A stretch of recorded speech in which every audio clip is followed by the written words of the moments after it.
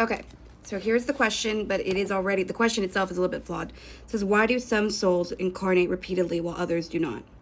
Okay, so first of all, when you say repeatedly, what I want it to make the most sense is I'll put it like this. In order to even have an avatar in this physical reality, in this plane, there are certain agreements that are made, right? And you cannot, well, it's a free will reality, but let me put it this way. You know when there's the Pandora's box, right? We always joke about that it is opened up on us. Like it's opened up and oh my gosh, it's just so crazy and everything that's negative is great. It is coming out of it. But what if instead our reality was inside of Pandora's box and there were agreements that were made to enter the box, right?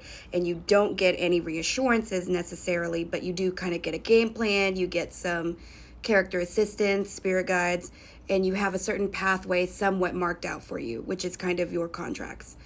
But once you get here, you don't know what you're getting into until you're physically here. So no one gets to know exactly what's inside Pandora's box until you agree to enter it, which is our reality, our matrix, right? But once you're here, there's a certain purification process that is required to exit the box, right? So that's why people will say, oh, is this a prison planet? Oh, like da da da.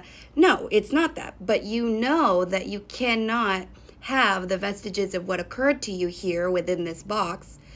You can't cling to any of that to leave the box. You can't cling to anything that you loved here.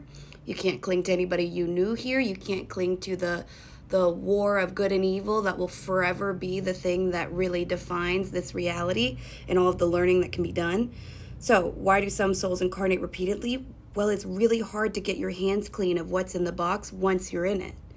It takes a while. It takes time. It takes diligence. It takes clarity. And everybody that enters into the sandbox of this reality, there's excitement and there's enjoyment and there's adventure that goes with the process and the thought form. Then you get here and it's a little bit more dense than some people think. So that's what I'll say about that. And it says it repeatedly while others do not. I've never even encountered a soul that was able to come through here and go one or two times and you know, have that be their foray. So a lot of the repeatedly aspect sort of comes down to how rigorous do you want your education to be, how rapid would you like it to occur, and how many disorganized decisions do you make that get your hands a little bit dirtier and allow your scales to get a little bit more in balance that requires a little bit more time to rebalance.